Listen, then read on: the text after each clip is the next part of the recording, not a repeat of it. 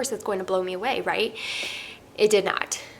It did not. Okay, I thought I said hark. Hark a shark, all about sharks. And the whole time I'm reading this, it wasn't until this chapter, which was 171 pages in, that I realized what a thatch roof was.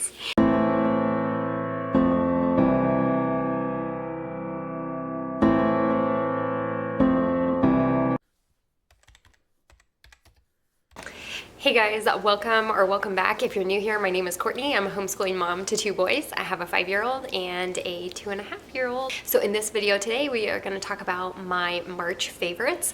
I thought I would do a little bit different from the other 2 ones I have done so far this year, and this will be my likes and dislikes. Again, I know a lot of people like in the beauty community do this, and you know, it's like hit or miss. You either watch them or you don't, and I do learn a lot from those. But I thought, again, this kind of video series I'm doing is just kind of coming from the background of a homeschooling mom who's a Christian and just, you know, living life with 2 boys. And so if you are interested in just kind of things that I am liking or disliking, some having to do with homeschooling, some having to do with Christian theology, some just having to do with books, then maybe this is a series that you will enjoy. So I don't have a ton for this video, but I figured I would go ahead and share the ones that I do have. A lot of them are books both for my boys as well as me. So let's go ahead and jump right in. Okay, so we'll go ahead and start with my personal likes from this month. And so the first one, if you remember in the video that I did for my February favorites, I read the short, what they were called, like the prequel to both of Karen Slaughter's books that I had on hold with the library. So this month I was actually able to read both of them. And so the first one about was Karen Slaughter's Pretty Girls. And so I'll put the picture up here. And so this book, you can see why people were saying it was kind of a struggle for people to read. It definitely has a ton of trigger warnings. It is definitely very graphic at times in of how it is describing what is happening, again, without giving too much away. So I definitely understand why people were giving those trigger warnings out, but I think coming from just the perspective of the story, it was a very good story. I think Karen Slaughter did a great job. She kept me hooked the entire time. I am going to go ahead and read the synopsis, and I like to kind of read what other people are saying about it. So Lee Child says it's stunning and certain to be a book of the year. Kathy Reichs calls it extraordinary, a major achievement. And then Jillian Flynn says of Karen Slaughter, I'd follow her anywhere. Okay, so let's go ahead and read the synopsis. So sisters, strangers, survivors. More than 20 years ago, Claire and Lydia's teenaged sister Julia vanished without a trace. The 2 women have not spoken since, and now their lives could not be more different. Claire is glamorous trophy wife of an Atlanta millionaire, and Lydia, a single mother, dates an ex-con and struggles to make ends meet, but neither has recovered from the horror and heartbreak of their shared loss, a devastating wound that's cruelly ripped open when Claire's husband is killed. The disappearance of a teenage girl and the murder of a middle-aged man, almost a quarter century apart, what could connect them? Forming a wary truce, the surviving sisters look to the past to find the truth, unearthing the secrets that destroyed their family all those years ago, and uncovering the possibility of redemption and revenge where they least expect it. Powerful, poignant, and utterly gripping, packed with indelible characters and unforgettable twists, Pretty Girls is a masterful novel from one of the finest writers working today. That was kind of just a brief synopsis about it.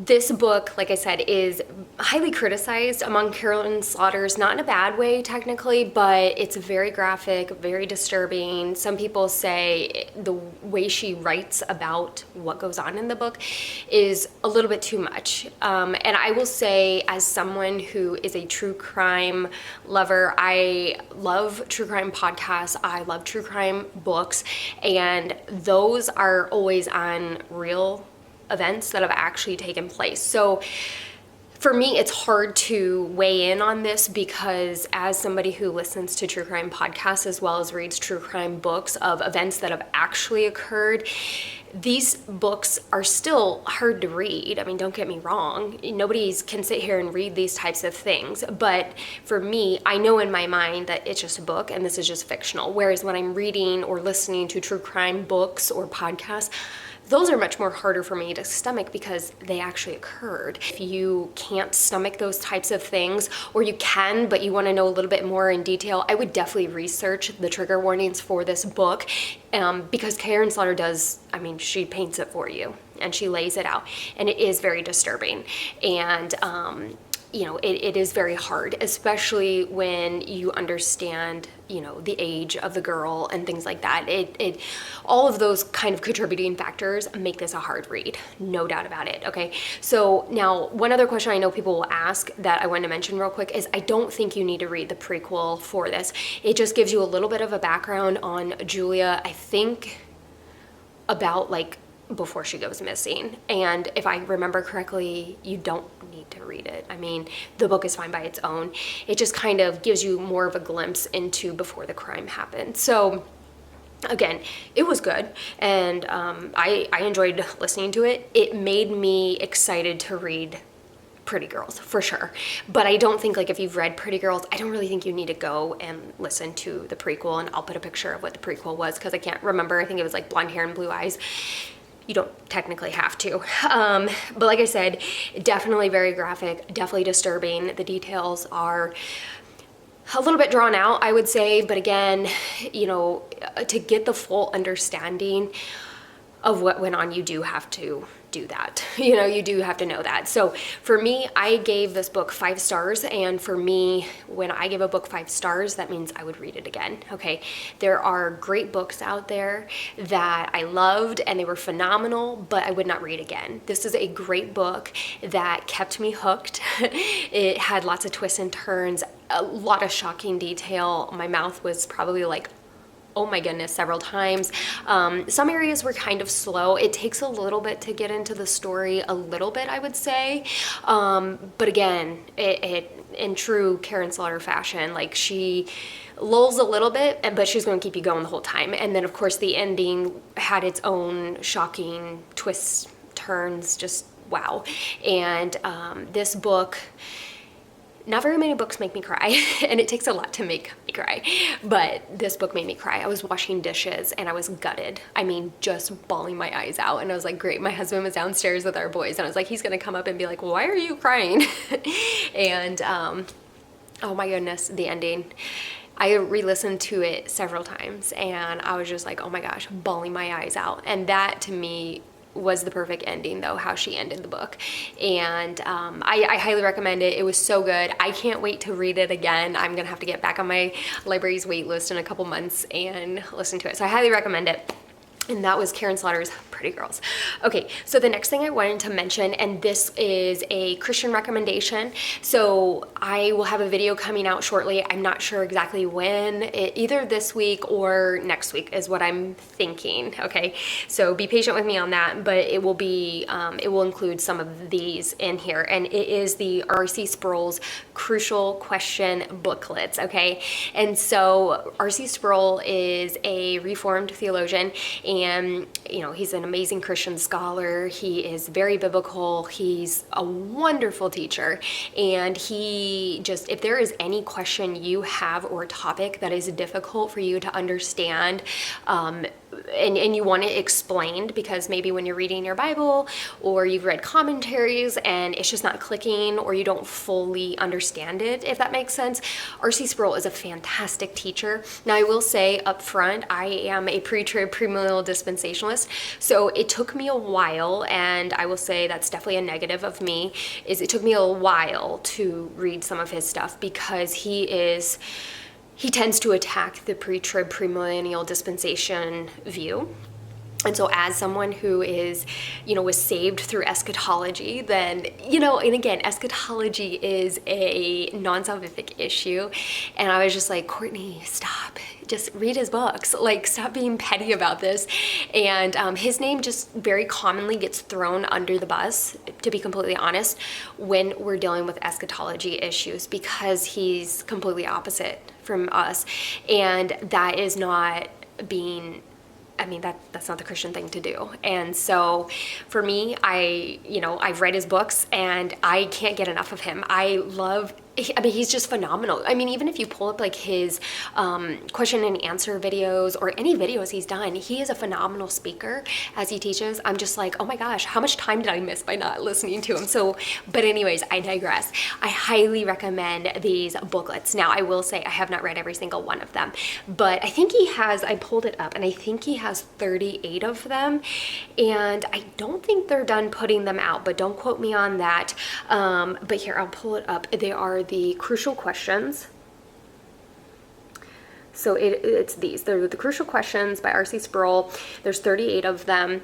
He has some of them on audiobook, so you can do that, or paperback, and they're very affordable, like maybe like $3, around $3, very affordable. So if you would like to support his ministry, so I think it's the Ligonier Ministry, I mean, they're a fantastic resource and they do wonderful things, then I would absolutely do that. You can even buy them through his Ligonier Ministries website.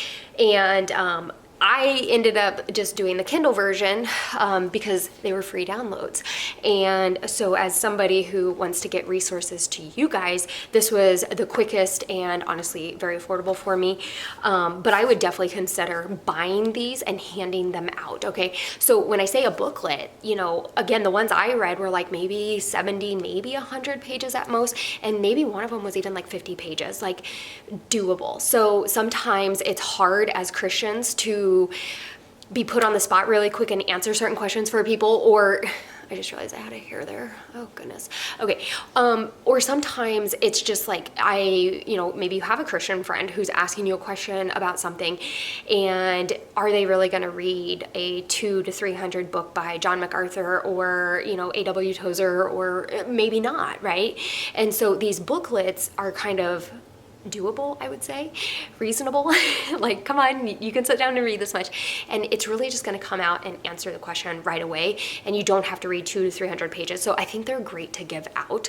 I think these would be great for evangelizing with. Now the booklets cover a wide variety of topics. And so I definitely recommend, I will link them down below. It'll be an affiliate link, but you can go and click on it and then go and see what other booklets he has. I can read through and just list some of the ones he has. So he has, Can I Have Joy in My Life? Okay, what is the church? What is the Great Commission? What do Jesus's parables mean? That would be a great one.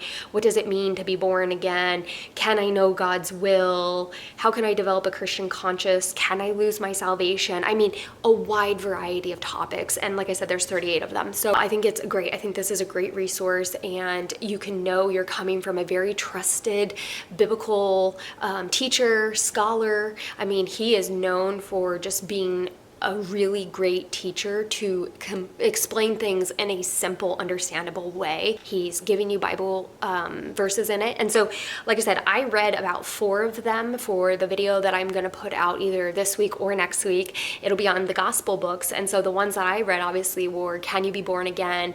Can You Lose Your Salvation? Can I Be Assured That I Am Saved? And then the other one was, I think it was just, What is the Gospel? But like, I think he has one on Who is Jesus? I mean, very, very simple things, you know. And I think even if you're a Christian, right, you don't have to use this just as an evangelizing tool. You could even do this for yourself. I enjoyed them for myself. I will definitely download more of them or buy more of them and read them myself. And okay, so I wanted to recommend those. Now, the other thing I wanted to talk about was a dislike. Okay. And that was Karen Slaughter's The Good Daughter. So I know that I had also mentioned in my February favorites that I read the prequel, and it was, I can't think of what the prequel title was called. I'll put it right here. And that was for Karen Slaughter's The Good Daughter. And I will be completely honest, I was actually, I think, a little bit more excited to read that one than Pretty Girls. And I read Pretty Girls first, and you know, my library got me that one first, and I read it and I was like, oh my gosh, this was so good. And I was so excited to read The Good Daughter because I was like, okay, that one exceeded my expectations, and I was more excited to read The Good Daughter, so of course it's going to blow me away, right? It did not. It did not. Now, I will be honest, it wasn't bad. I think it is worth the read. I think it had an interesting storyline. To me, it really didn't have, like, it had twists and turns, you know, again, typical Karen Slaughter, but they weren't like jaw-dropping. It wasn't like, oh my goodness. It was just kind of like it happened, you're like, oh, Oh, okay. You know, it was just like, okay, like it happened, but it wasn't that good. I really felt like while the story was, it was decent, right? I mean, it was good. It felt like it was almost like rushed. Like she didn't think it out a little bit more, almost like she just had like a general storyline, but then didn't like give it more like she normally does. And to me, it fell flat. I'll be completely honest. So I gave it 3 stars just because it is compared to other ones. And again, I was kind of coming off of the high of Pretty Girls. It's just, it fell completely flat. And it was like, it had so much potential. So it was a dislike for me. And I mean, I would still recommend reading it. Don't get me wrong. I have not read a Karen Slaughter book that I'm like, don't read, it's a waste of time. Like, I think all of hers that I have read are worth listening to, worth reading, right? But this one, it definitely is in my category where I would not read it again. It was a dislike for sure. So lots of trigger warnings with this one as well. I thought in some ways this was a little bit more graphic, some of the details in it, but nowhere near the tragedy and the heartbreak, nowhere near just being completely gutted like Pretty Girls. Like I said, there was a few things that were hard to listen to, but again, with a true crime background, you know, I've heard these types of things in actual crime, you know, and that have actually really happened. And so again, but I would just know going in, this is definitely going to be one you're going to want to just look at the trigger warning. So let me go ahead and read the synopsis on this one as well. So the skim says that The Good Daughter is like Law and Order meets The Good Wife. I've never watched The Good Wife, so I can't really weigh in on that. Law and Order, maybe? I don't know. I don't really get that. So the stunning new novel from the New York Times bestselling author of Pieces of Her, a searing spellbinding blend of cold case thriller and psychological suspense. 2 girls are forced into the woods at gunpoint. One runs for her life and one is left behind. 28 years ago, Charlotte and Samantha Quinn's happy small town family life was torn apart by a terrifying attack on their family home. If it left their mother dead, it left their father, Pikeville's notorious defense attorney, devastated, and it left the family fractured beyond repair, consumed by secrets from that terrible night. 28 years later, and Charlie has followed in her father's footsteps to become a lawyer herself, the ideal good daughter. But when violence comes to Pikeville again and a shocking tragedy leaves the whole town traumatized, Charlie is plunged into a nightmare. Not only is she the first witness on the scene, but it's a case that unleashes the terrible memories she spent so long trying to suppress, because the shocking truth about the crime that destroyed her family nearly 30 years ago won't stay buried. Packed with twists and turns and brimming with emotion and heart, The Good Daughter is a fiction at its most thrilling. So again, it seemed like a lot of people really liked it, and it seems like it was well received. But again, personally, as someone who's read several of Karen Slaughter's books, it just, to me, it was like it fell flat. It was almost like she did it and then just pushed it out. Like, I just need to get this to the, to the editor. And so I was definitely very disappointed because, like I said, I was really looking forward to it, and I did enjoy the prequel. So, like, I don't know. I really don't know. So if you've read it and you've read Karen Slaughter's books, I don't know, let me know what you think. Was this a hit or a miss for you? Because it was definitely a miss for me. So, and then I have one more like for me as a homeschool mama. If you don't know, I love to exercise, and I don't know how much I've talked about it, to be honest, but I love to exercise, and maybe that's a video in and of itself, but I absolutely just love exercising, and there's so many different forms of exercising I enjoy, and one of those is actually distance running. And so while I am not a marathoner by any means, I actually have really bad knees that there's just no way, and hips, there's just no way I could be a marathon runner, but I do enjoy distance running, just not that long, at least at a period of time. And so if you are a runner, a lot of times we can be very particular about what clothes we wear. And so I am someone who, I'm not going to go out and spend like an outrageous amount of money on running clothes, but I am definitely someone who I am particular about the clothes that I wear, both from a Christian perspective as well as just from an athlete perspective of what works and what doesn't when you're running. And so you know, if you are a distance runner, you probably like to wear shorts. And so I usually will start wearing shorts. Well, I wear shorts when I run on the treadmill in our house, right? But once it warms up enough, since we live in the Arctic, and I'm able to run outside. Usually if it feels like 40 out and it's not too windy, I'll wear shorts outside when I run.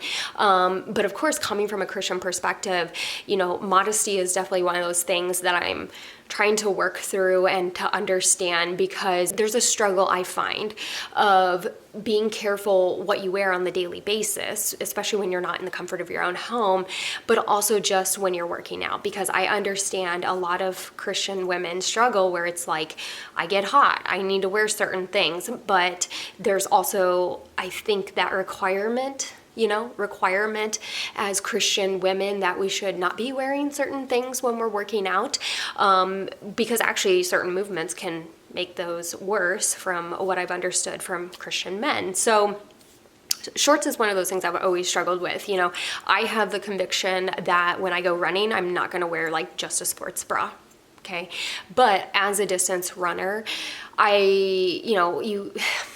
a distance runner, you kind of have to wear leggings, right? You have to wear like a little bit more fitted items. And most runners are going to tell you it's easier to run in shorts. And so, but I've always struggled with wearing shorts, just as a Christian, and especially if I'm out running. Always been very opposed. And again, this is just a conviction. This is not, you know, if you wear these, I'm not trying to shame you or anything like that, but like, you know, the biker shorts that women are wearing right now that are very in fashion, especially if you're working out, which seems like a lot of women are wearing those even if they're not working out, you know, but the really tight like leggings that are shorts, okay, I think they're called biker shorts, I don't know.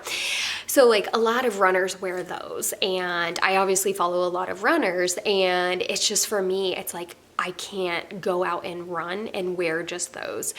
And very, very convicting. I can understand leggings to a point, and maybe this is one of those things where it's like, hey, Courtney, they're not any different. But, you know, just from what I have heard from other Christian brothers, or even my husband has let me know, like, no, there is a difference for men, between seeing a woman wearing leggings that are full length or capri length compared to a woman wearing the biker shorts, which are just like leggings that are cut off. And they said a lot of it is because it emphasizes the eyes to go, like it really zeroes it in. Also, there's more skin being shown, and you know, so obviously those two things, you're like, okay, yeah, there's no way I would wear those out and running. So this is what I have kind of found, and it has worked really well for the past couple of months, because normally when I would run outside, I would just wear leggings. And so just a little, you know, background on me is I actually, if I get overheated, I actually do pass out. And so I also get very hot when I work out, especially when I'm doing a high impact workout like running. Okay. And I'm not trying to justify any of this, but, you know, I also wear compression sleeves on my legs when I run, because if you're a distance runner, they actually do work. And so for me, it's like this much of because I'm 5 foot, right? Like there's like this much of my body when I wear shorts plus my compression sleeves that is actually getting air. And you might say, well, then it's just not even worth it to begin with, Courtney. No, it actually makes a difference. And so for me, it's just like, oh, when I'm wearing, like, I would wear capris or leggings, and then I would have my compression sleeves, and I'm like, I'm gonna pass out. So it actually is like a medical thing for me. I was actually in culinary class, and in the summer, and if you worked in a kitchen, like an industrial kitchen, you know, right? Those ovens get going, it gets hot in there.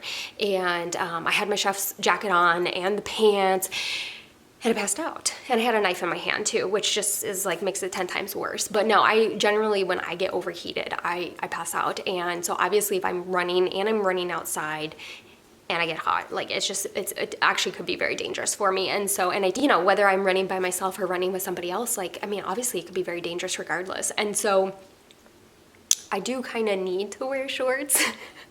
So again, I'm not trying to justify, but I do need to wear shorts. And so these are the ones that I have found, and they've worked really good. Now I will say this, just going in, before I hold these up, they do look short, But again, I am 5 foot, okay? So kind of take that into consideration.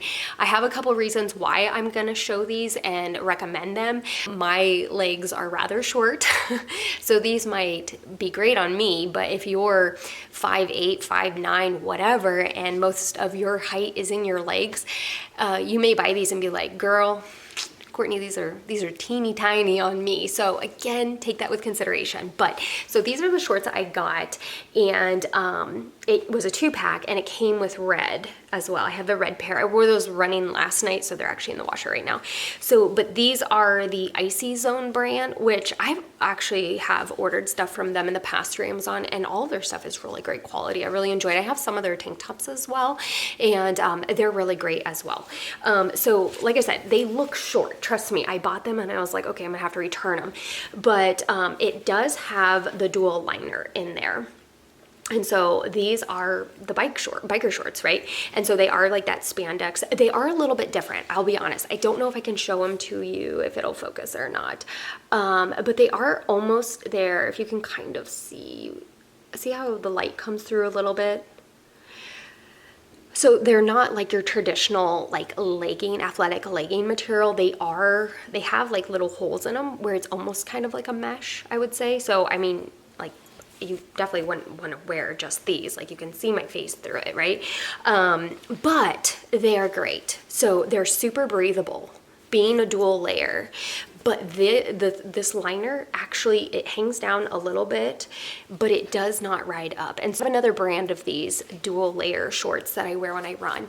And that was another reason why I never would wear shorts out when I would run, is because the liner on the inside would ride up. And so if you're a distance runner, or you're just a runner in general, or you're a human just in general, like, that is so annoying, is you're walking and you have that liner in and it's riding up, and it's so frustrating.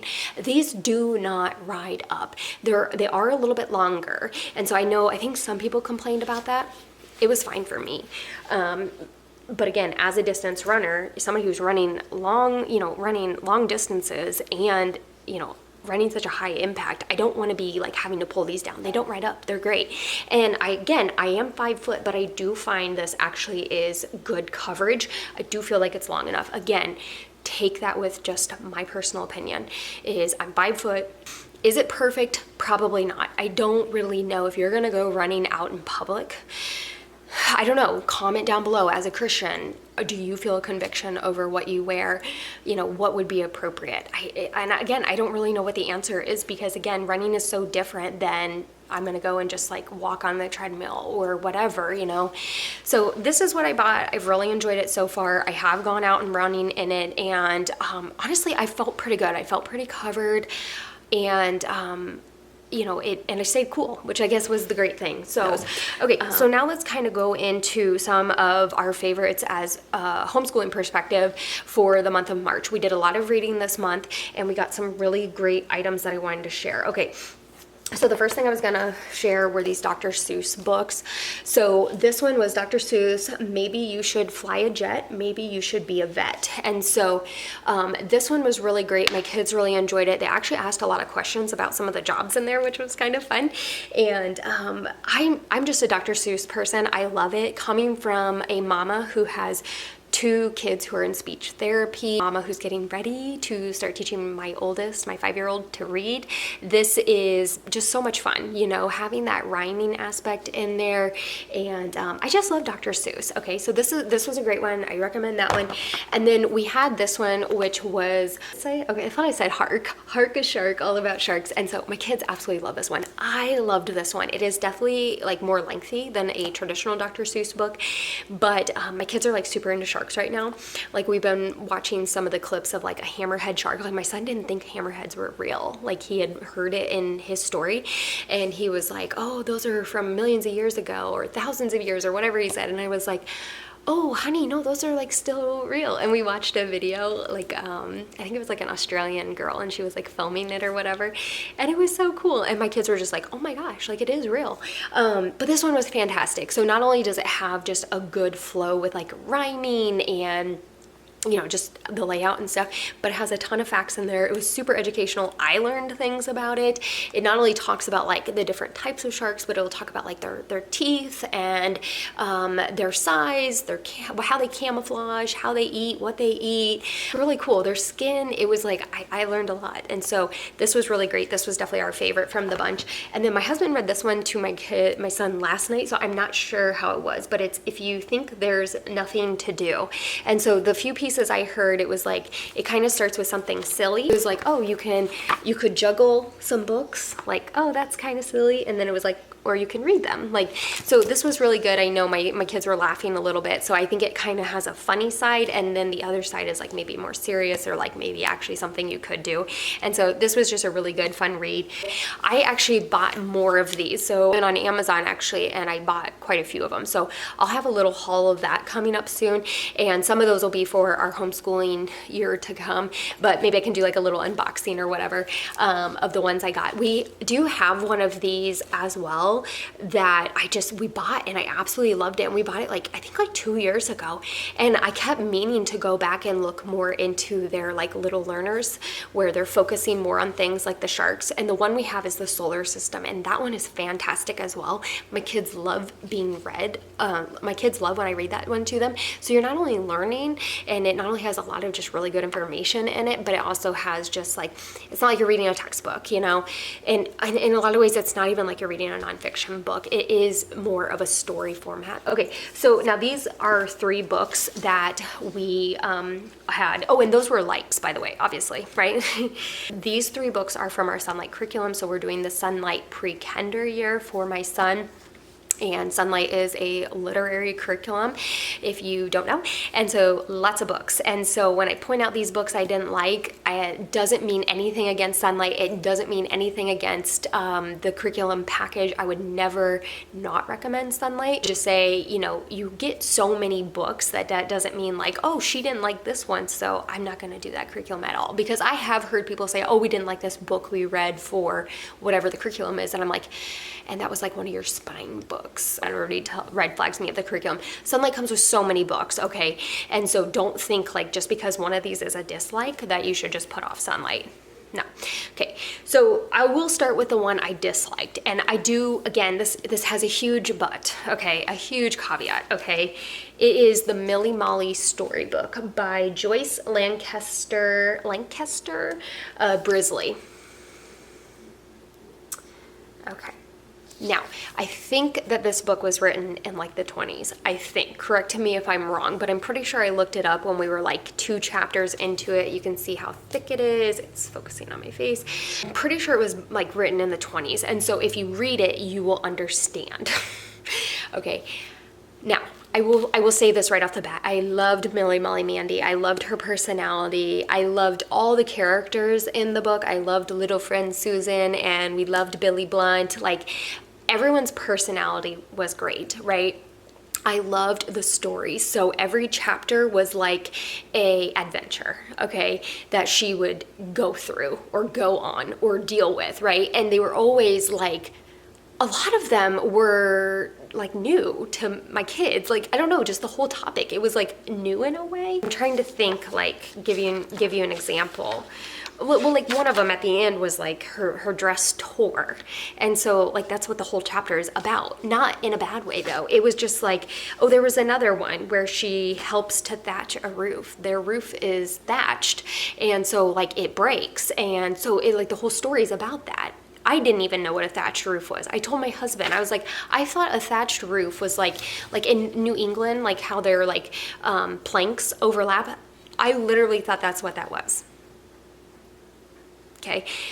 The whole time I'm reading this, it wasn't until this chapter, which was 171 pages in, that I realized what a thatched roof was.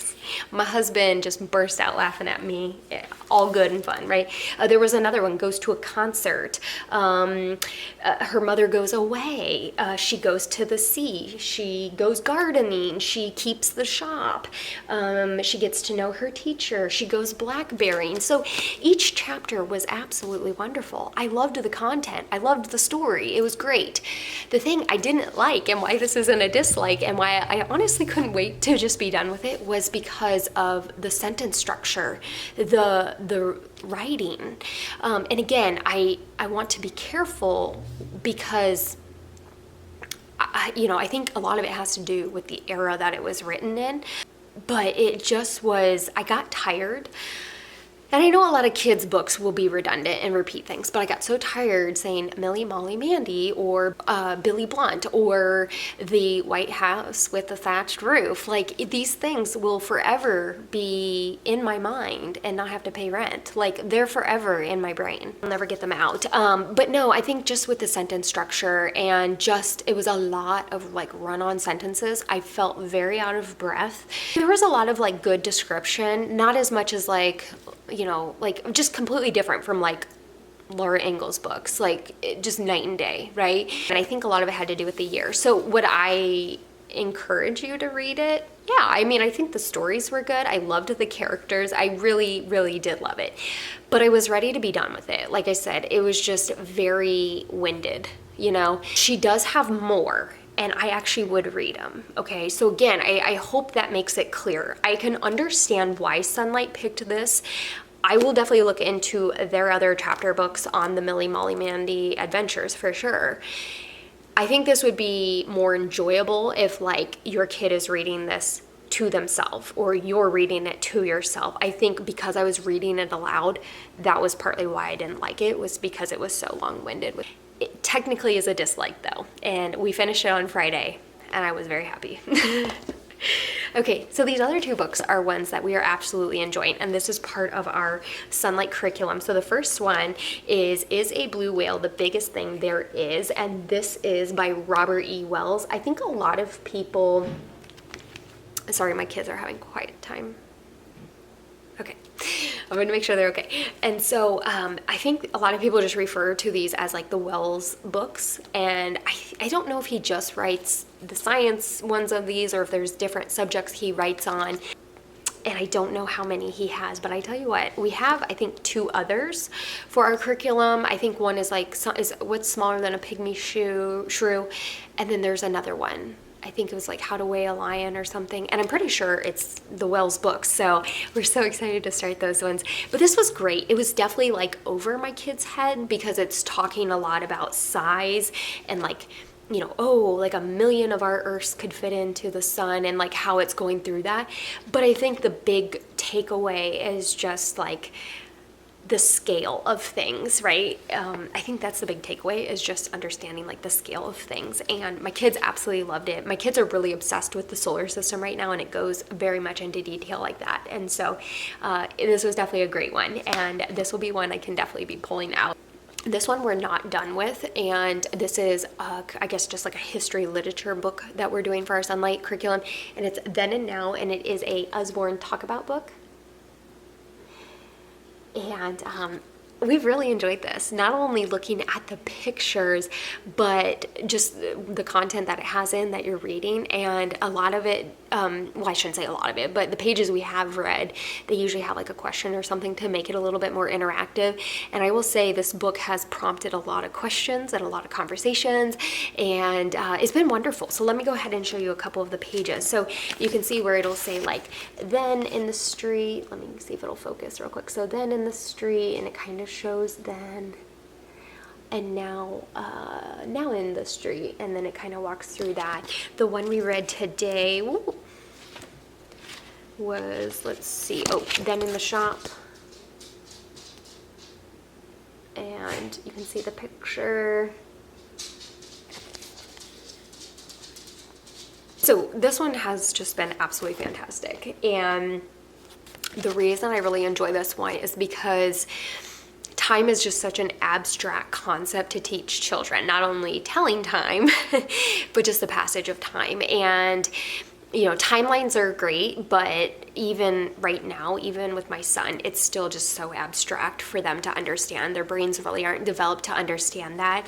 But I think this then and now, like, years ago, even though he may not really understand what years ago means, he can see that as time moves forward, you know, we invent new things or our needs are diversified, and he can kind of see like, oh, well, you know, we used to drive carriages with horses, right? Whereas now we have automobiles. And so I highly recommend this one, I think especially for younger learners, and I think it was very well fitted for this curriculum. So we've really been enjoying that, and Sunlight just takes us through a couple pages a day, and it's been great.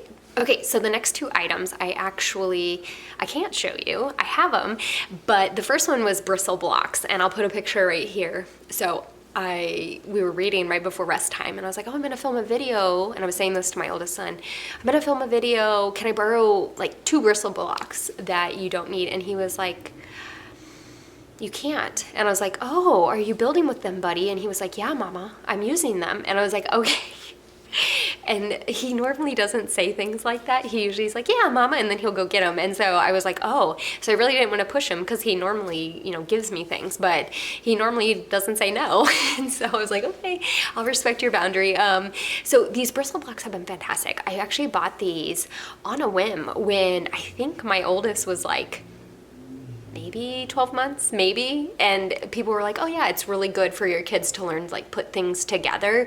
It's kind of like they're kind of like Velcro blocks. I mean, they're not Velcro, but it's just kind of that idea of like putting things together and pulling them apart. Anyways, and so my kids would like stack them and push them together, and then that was like it, you know. And it was kind of like when I used to do toy rotations. I don't really now, but I would put them out, like the first day they would do things with them, and then I would put them away. And so anyways, but my son right now, he's been building ships with them. He hasn't watched the Star Wars movies, but he's super into Star Wars right now. And ever since we went to Disney and we rode the Star Wars rides there, we didn't ride the big one, the expensive one that you have to pay for, but the other 2 we rode, and he fell in love with it. And he's so into Star Wars right now. And he loves pod racers, and my husband was a huge Star Wars fan, so he's kept all of this stuff, and we had it in our garage. And my husband's like, I think he's to the age that I trust him with these things, and he's just so excited. And I have never seen my son be so into something. Like, he was really into Transformers, but like this passion is like, it's so exciting to see, honestly. Anyways, but he's been using these bristle blocks to build Star Wars ships and pod racers and rockets, and I'm just like, oh my goodness. And then my younger son has been doing it too, probably because he sees his older brother doing it, but it just shows how amazing some of these, you know, open-ended toys really are. So, you know, when you always see those videos of like, these are the 10 toys you need to buy, and most of them are like open-ended toys. You know, when you see things like this, you can go, okay, I kind of get it. You know, you're not just like trying to make money, like I can kind of see. And this was one of those instances where I bought into buying open-ended toys, and I didn't see the fruit from that until now. And it's just really exciting. You know, we've had him for so many years, and finally he's using his imagination and building things that he's interested in. And so I did want to recommend them. You know, they're a little bit different from like your traditional magnet tiles or just your wood blocks, you know, but if you've got a kid who likes rockets or whatever, or wants to build houses, these are great, and my kids really love them. And I actually placed an order, that order I told you about with the Dr. Seuss books, and I threw in more bristle blocks because he's like, oh, I wish I had a couple more of like the long square ones. And I was like, okay. You know, so I kind of bit into that, but I was like, okay, I'll buy you some more. But he's super into it, and it has been a long time. Like, he's been doing this since we got back from Disney, and for my kids, that's pretty amazing. So I did want to recommend those. The other thing I wanted to recommend was this little guy here. My son's listening to it right now. So I'm a huge advocate for the Yoto player and Yoto cards, but I completely understand that it is pricey, and buying the cards was a huge anxiety for me when we first bought the Yoto player, because I was like, the first thing I thought of is they're going to go down the register, or they're going to get slid under rugs or whatever, they're going to get lost. And my son has been very good and kept them very well, but regardless, it is a bit of an investment, and I highly recommend the Yoto player. Like, I'm not saying don't get the Yoto player, but I'm saying if you want something similar to the Yoto player, with I guess not as much of a monetary commitment, because not everybody, like I have heard people get the Yoda player and then they're like, my kids don't use it because maybe their kid is just not really into sitting there and not listening to the stories for whatever reason. Totally understand. And so this little guy is called, like his name is called Bun Bun, and that's what we call him. He runs on batteries and he's amazing. This is not something new. Like we've had this for maybe about the same time as we had the Yoda player. And the reason was my son has always loved his Yoda player, and it got to the point where he wanted to take his Yoda player with him in the car, and we, for multiple reasons, we were like, no, we can't, right? If you drop it, you know, because we live in the Arctic, like the snow and the ice and melted snow, and it was just like, no, I don't feel comfortable putting him in there. And so we ended up buying this, and it's called Leapfrog On The Go Story Pal, and like I said, it's that's what it looks like, and it's fantastic. And right now it's $27.99. Okay, and I'm gonna tell you just a little bit of what it has with it. Has 70 plus stories, poems, songs, and lullabies that build the foundation for a love of storytelling. Dynamic narrators, character voices, and sound effects spark imagination with a bunny-shaped story player with a headphone jack. And so we literally just bought this so he could take it in the car. Little did we know how much he would love it. Like literally the whole time I've been talking to you, he's listening to it in his room. And it's amazing. And so you don't have to put the cards in. You don't have to buy the cards. It does have quite a few stories. I think it has, I'm trying to think, 40 plus stories, right? Okay, so it says 70 plus, and obviously that's stories, poems, and songs and lullabies, but I'm pretty sure it has like 40 some stories. And I can't remember how long they are, but it's really easy to navigate once your kids get the hang of it. I would say if your son or daughter or niece or nephew or whatever finds a story that they really like, write down what number it is because my son will say like, I want to listen to Ricky Tikki or whatever. And I'm like, what number is it? That's the only complaint I have. Son has gotten really good at remembering the numbers, but like when he was a little bit younger, like I said, this is not something new. It's been a little bit hard. You can also record your own voice reading your child's favorite story or create your own. You can make a playlist of up to 5 stories, songs, poems, or lullabies with easy to use controls. A timer can be set to turn the player off. I mean, it's just fantastic. We've absolutely enjoyed it. Like I said, that my only complaint is that I don't know the numbers, and I'm pretty sure when you buy it, I'm pretty sure in the guide it tells you like what story or what song is what number. If you're a mom or a dad or a grandma or a grandpa or whoever you are and you don't want to commit to buying a Yoda player, or maybe you want something like this for on the go, this is a great option. And like I said, you can put a headphone into it as well. This would be a better option, like if you're going to the grocery store, to not defaulting to a tablet. Or okay, so that is my March favorites. So my March likes and dislikes. Comment down below on what your March dislikes and likes were. I would love to hear. Doesn't matter what category they are. Doesn't matter if you're a homeschooling parent or if you're a Christian, doesn't matter. Comment down below, let me know what you found or what you did or what you enjoyed. Yeah, and it doesn't even have to be items. It can be, did you go somewhere?